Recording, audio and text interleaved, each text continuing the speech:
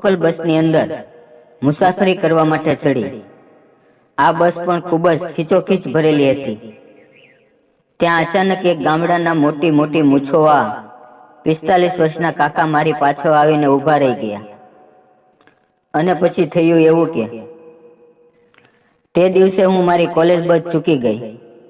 હું લોકલ બસમાં કોલેજ જવા માટે નીકળી।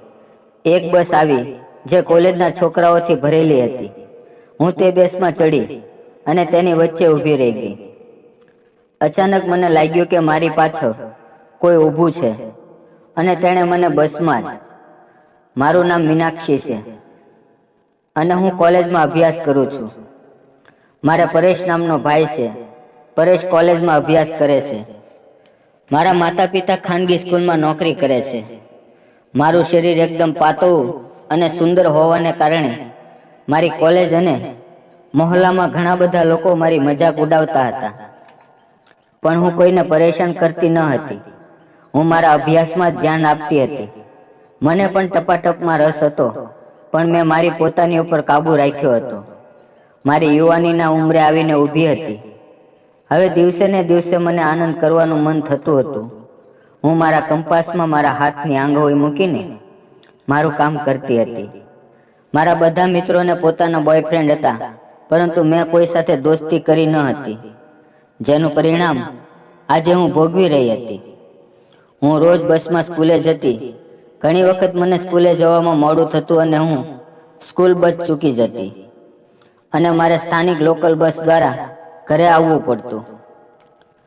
આજે બસ ખૂબ જ ભરેલી હતી અને એમાં મારા ભાઈની કોલેજના છોકરાઓ બેઠા હતા। મારો ભાઈ પણ ઘણીવાર તે જ બસમાં બેસતો। એ બસની અંદર રોજ ખૂબ જ ભીડ રહેતી। ઘણી વખત ભીડનો ફાયદો ઉઠાવીને છોકરાઓ મારી મશ્કરી કરતા। મને તેનો આનંદ આવતો। મેં ક્યારે પણ તેનો વિરોધ ન કર્યો। હું જાણી જોઈને કોલેજના છોકરાઓની વચ્ચે ઊભી રહી જતી। છોકરાઓ મને ચીડવતા હોવાથી ઘણી વખત હું તેની ઉપર પાણી ફેંકતી।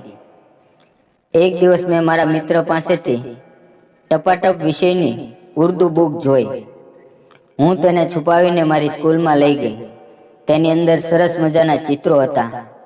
તે જોઈ મજા આવી ગઈ। આજે હું મારી બસ ચૂકી ગઈ, કારણ કે સ્કૂલ પૂરી થયા પછી મારે પ્રેક્ટિકલ પ્રયોગો કરવાના હતા। મેં લોકલ બસમાં જવાનો વિચાર કર્યો।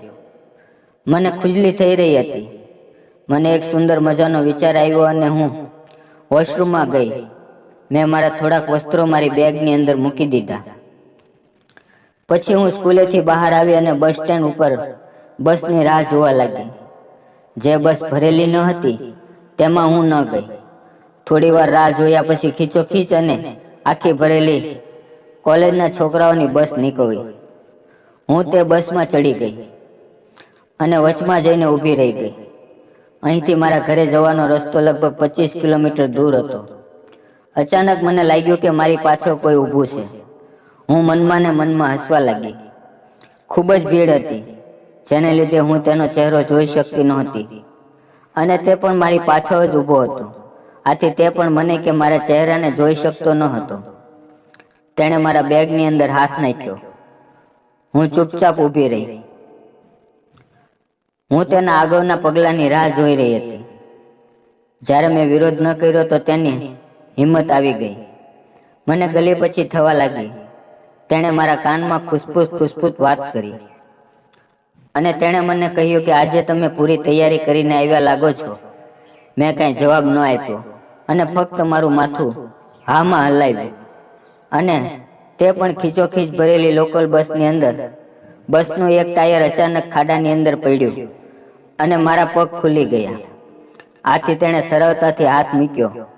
બસ ઉબડખાબડ રસ્તા ઉપરથી પસાર થઈ રહી હતી। ધીમા ધીમા ધક્કા લાગી રહ્યા હતા। હું કવતરની લાગણી અનુભવી રહી હતી। હું ખૂબ જ ખરાબ સ્થિતિમાં હતી।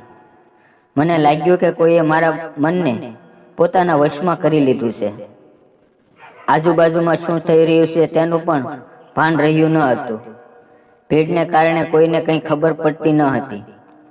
ત્યાં અચાનક બસ સ્ટોપ આવી ગયો અને ઘણા બધા લોકો બસમાંથી નીચે ઉતર્યા। હું ગભરાઈ ગઈ અને એક બાજુ ઊભી રહી। તેણે પણ પોતાનો થેલો પેક કરી લીધો અને બાજુમાં ઊભો રહ્યો. હવે આગળના સ્ટોપ પર મારે ઉતરવાનું હતું. હું દરવાજા પાસે જઈને ઊભી રહી. જ્યારે મેં પાછળ ફરીને જોયું તો મારો ચહેરો ચોંકી ઉઠ્યો, કારણ કે તે છોકરો બીજો કોઈ નહીં પણ મારો સાવકો ભાઈ હતો. તે પણ મને જોઈને હેરાન થઈ ગયો અને તે ચૂપચાપ બસના પાછલા દરવાજેથી નીચે ઉતર્યો. હું પણ બાજુના દરવાજેથી નીચે આવી. અમે બંને નીચે આવ્યા. અમારા બંનેની હાલત એવી હતી કે કાપો તો લોહી પણ ન નીકળે. મારું હૃદય જોર જોરથી ધડકવા લાગ્યું. હે રામ, હવે શું થશે? હું ઘરે કેવી રીતે જઈશ? હું તેની સાથે મારી આંખો કેવી રીતે મેળવીશ? જ્યારે તે પૂછશે કે આ બધું શું હતું, તું શા માટે લોકલ બસમાં આવી, તો હું શું જવાબ આપીશ? હું વિચાર કરતી કરતી ધીરે ધીરે ઘર તરફ ચાલવા લાગી. હું ખૂબ જ અસ્વસ્થ થઈ ગઈ. મને ખૂબ જ ખરાબ લાગ્યું કે મેં મારા ભાઈ સાથે આ શું કર્યું. હવે તું શું વિચારતો હશે? હે ભગવાન, હવે હું શું કરું? મારા માતા પિતા બંને ખાનગી નોકરી કરે છે, તેથી અમારા બંને પાસે ઘરની ડુપ્લિકેટ ચાવી હતી.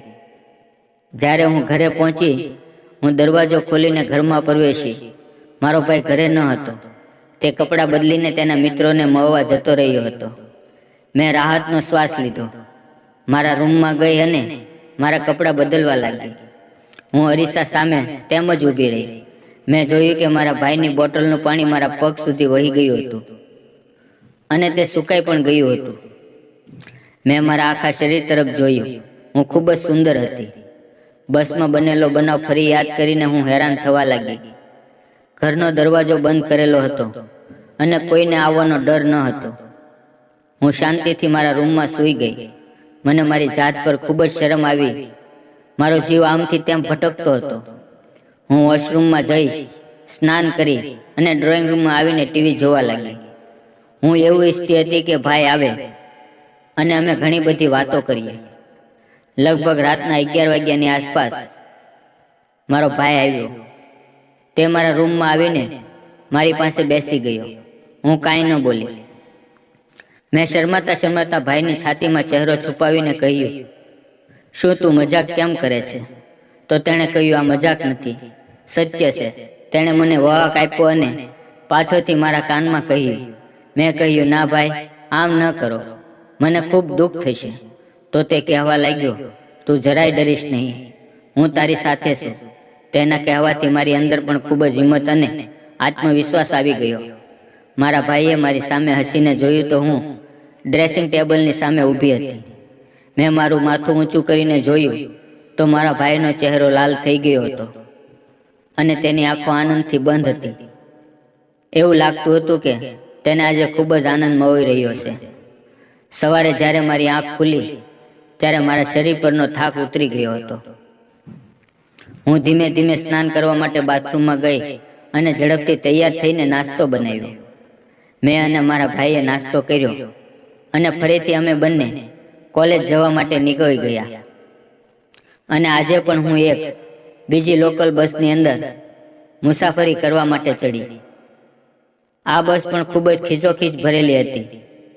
ત્યાં અચાનક એક ગામડાના મોટી મોટી મૂછોવાળા 45 વર્ષના કાકા મારી પાછળ આવીને ઊભા રહી ગયા. અને પછી એવું થયું કે મિત્રો, આગળનો ભાગ સાંભળવા માટે વિડીયોને લાઈક અને ચેનલને સબસ્ક્રાઈબ જરૂર કરજો. ફરી મળશું એક નવા વિડીયોમાં. ત્યાં સુધી આવજો. વિડીયો પૂરેપૂરો જોવા બદલ તમારો ખૂબ ખૂબ ધન્યવાદ.